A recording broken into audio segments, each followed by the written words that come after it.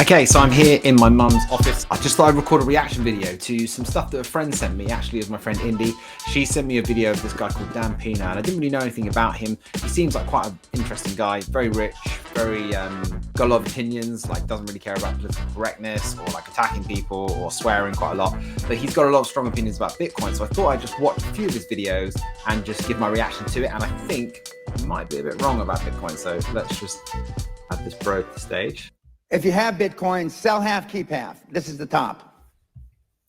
Nobody listened to me. I think he's talking about 2019. He called the top. I saw 20,000 was the top. So sell half, keep half. Okay, not bad advice as long as you rebuy after the dip. If you knew who was really behind Bitcoin, really behind Bitcoin, you would run as fast as you could to sell it. Oh. I know. Oh, right. 100%.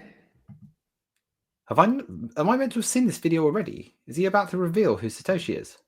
If you knew who owned Bitcoin or who started Bitcoin, Okay. you had Bitcoin, you couldn't sleep at night. Okay, he's building it up to this big reveal. I know.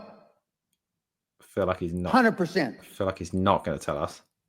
And when the real founder of Bitcoin comes out, it is my humble opinion, and there's nothing humble about me, Bitcoin will go to zero. Okay. And a microsecond, whoop, like that. Okay. If he knows for sure who the founder of Bitcoin is, why doesn't he tell everybody? Like, who's he saying it is? Russia or China or something like that? Or some CIA thing? Is this some conspiracy thing? I need to find out a bit more about this Dan Pena guy. So hang on a sec. Found out a little bit about Dan Pena, and I'm just going to watch this video with him now. Let's just check this out. I'm not afraid of anything. I should be dead by now. I've been run over by a charging buffalo.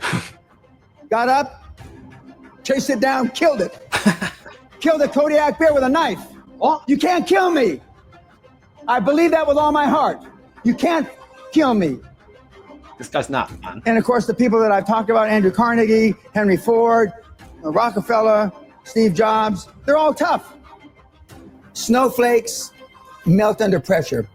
In 1986, the average man's handshake pressure was 118 pounds. 2000. Okay, got it. He's kind of like a sort of strong man up, like stop being wet, don't be a snowflake, do it.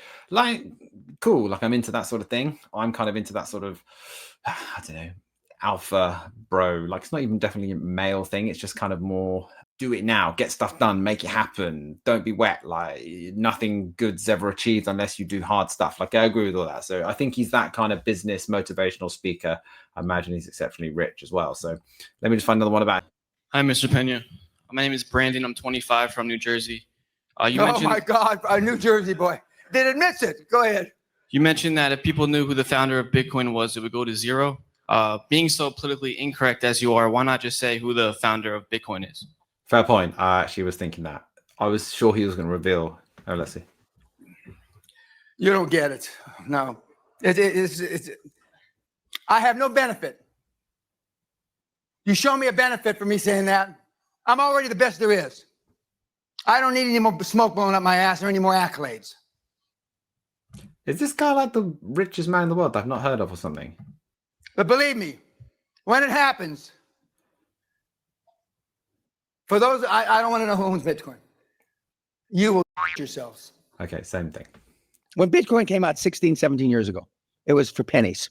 I have two Romanian brothers that started buying it in pennies. And they're Bitcoin billionaires. Yeah, okay. Nice. Now, and I don't believe, or I know for a fact, Bitcoin was not founded by some Japanese guy in a cave. That's all horseshit. Who are the people in the world that would benefit most by the disruption of the U.S. economy? United States. So this is obvious. Okay, so I understand now. He's going for like a Russia-China conspiracy against the U.S. dollar. Got it. I'll answer for you. China and Russia. Okay. Okay. Done. China banned Bitcoin 4 or 5 years ago. Yeah. Because it was f***ing their economy up. Well, I don't think it was effing their economy up. I think they just didn't want capital flight out of their country, and they're scared of it. They don't understand it. In fact, they've definitely banned it now. So, right, okay. That leaves one, Russia. I bet a lot of money that's where it came from.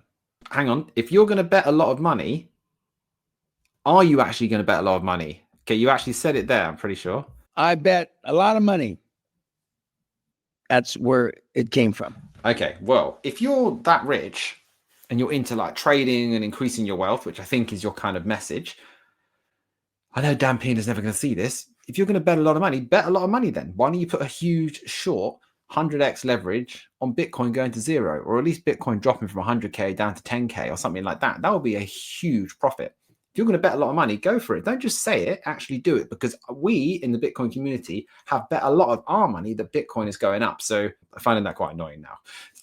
Not annoying that he's attacking Bitcoin. I'm cool with that. But if you're going to attack it and say that you know for sure and you would bet a lot of money, do it. Don't just say stuff. Do it. Isn't your whole topic in that last video watch being like, man up, be tough, like don't be a snowflake, like get your hand grip really strong or whatever? Okay. Now, I met one other guy, a Bitcoin billionaire, who I've said this many times. He said when we were on his podcast, how do you know that? Because I know people. He says, you're right. Now, he says, I don't say this. He knows the guys in Russia actually behind it. Okay, so he's saying he guessed it. Dan guessed who started Bitcoin, and his friend, who's a Bitcoin billionaire, knows the people who started it. I mean, it's just weird conspiracy thing. I know it's Russian, but I don't know the exact. I'm sure Putin had something to do with it, but because nothing happens in Russia that Putin doesn't have his. As much of a Bitcoin bull as I am, if I knew the person, if I knew for sure, like I was so sure that Bitcoin was going to die, and I then also met someone that said, yep, I can confirm that Bitcoin has been started by Russians, and I know the people who started it, I would be so sure in my conviction that I would, I don't want to be poor. I want to make money. So I would sell my Bitcoin stack. No, I don't know if I would, but let's just say hypothetically, sell my Bitcoin stack and use it to take a short position against Bitcoin. So I think this Dan guy is full of it. I don't think he knows who the Bitcoin founder is. I mean, it's just laughable, really. This is more for people who are not in Bitcoin to understand that, because I think people send this sort of stuff to me and they're like, oh, this guy knows who the founder of Bitcoin is. Have you seen this? Like, to warn me that like some information is out there that I don't know about. So I'm grateful for that. Maybe something will come along one day like quantum computing and I need to look into that. And I'll be grateful for some information about Bitcoin being hacked or something. If that happens, I'm going to be in tune with it. But this guy, Dan Pena, I was a little bit concerned for my friends who watch these videos, but now I'm not worried. This guy's a nutter. He's not putting his money where his mouth is. Unless someone can send me this information to show me that Dan Pena has taken out $100 million short against Bitcoin, I'm not that worried about it.